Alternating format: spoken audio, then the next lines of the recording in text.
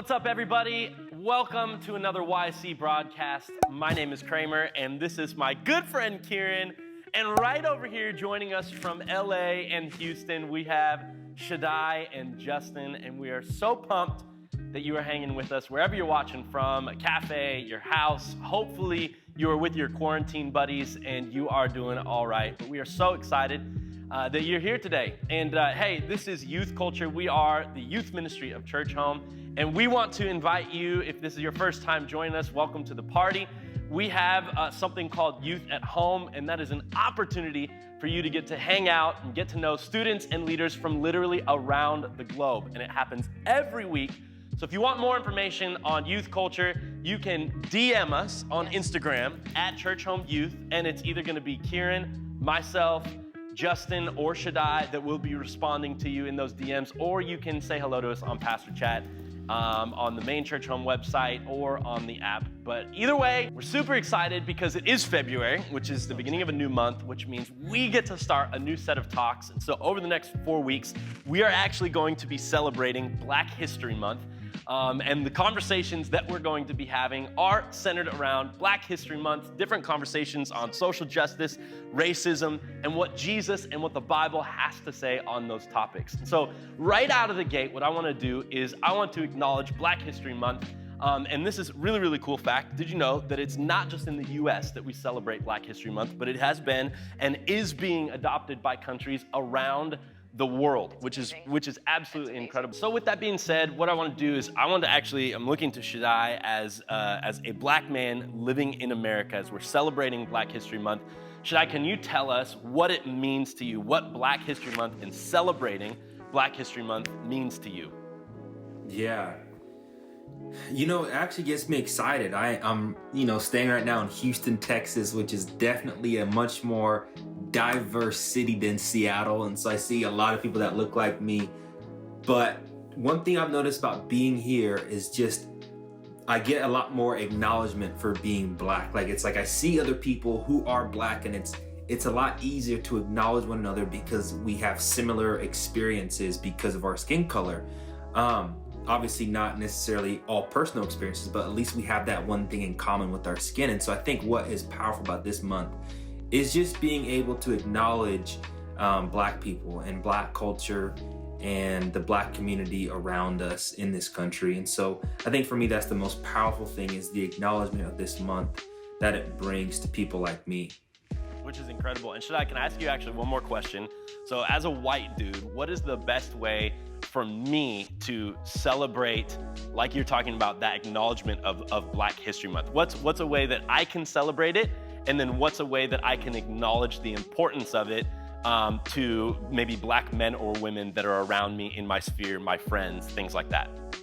Yeah, that's such a good question. And I think what you just did as part of the answer is asking questions. And I think being able to have these conversations with Black people in your community, in your life, your friends, and if you don't have any of those, being able to maybe pick up a book or do some research online, go on YouTube and just search up Black, hey, what are key moments in African American or Black history?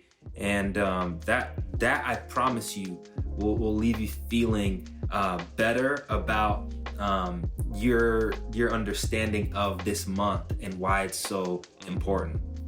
And if I can just add this too, thanks for saying that, Shaddai, but even from my perspective, this is something that I think lately the world and the way that it is spinning, racism specifically, is at obviously the forefront, one of the biggest issues that in our country we're facing, but we're also seeing it happening around the world. And it's crazy because I think that because of that racism and how polarizing that is, it tends to take a month like Black History Month and kind of cast a shadow over it. But if I can say this and encourage all of us, man, this month is something to be celebrated, right? It doesn't have to be polarizing, it doesn't have to be weird. Just because you're celebrating it doesn't mean you're politically leading one way or the other. In fact, it's just facts. The Black culture in America and around the world is a huge part of who we are, from the food to the music the language, the people, the colors, everything. It is valuable and it is to be celebrated. And so thank you for saying everything that you just did, Shaddai. And we are looking forward to this month and to the conversations that are going to happen. And they're going to be honest conversations. Very honest. And so I'm pumped. And again, just to frame these next couple of weeks, we're going to be hitting things on the head, like talking about racism and acknowledging different things like racism, like social injustices. But what we're always going to do is we're going to bring it back to, what does Jesus have to say? And for us as youth pastors here at Churchome, we feel that this is one way to celebrate and honor Black History Month, is taking some of the craziness, some of the things that we think are facts that are not facts, or maybe things that Facebook or Instagram have told us, and putting them up against things that the Bible and Jesus tell us. And every single time we're going to lean and we're going to default to going back to the Bible and going back to what Jesus has to say, specifically when it comes to topics like racism and social injustice and things like that. So we're going to get into today's conversation, and it's based around three questions, and all three of them start out with this phrase: what do you think when you hear this? All right. And so the first question, I'm actually going to look to Justin Mel in LA to start us out. Justin, the first question is this: what do you think specifically when you hear that word racism? When you hear that word racism, what does it make you feel? How does it make you respond? Talk to us a little bit about that.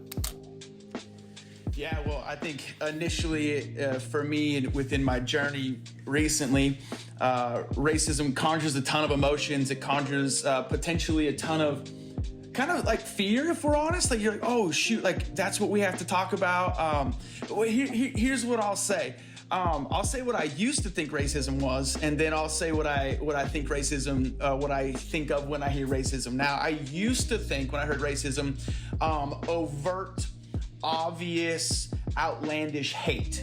And it was very easy for me to separate myself from racism, because that's what I thought when I heard that term.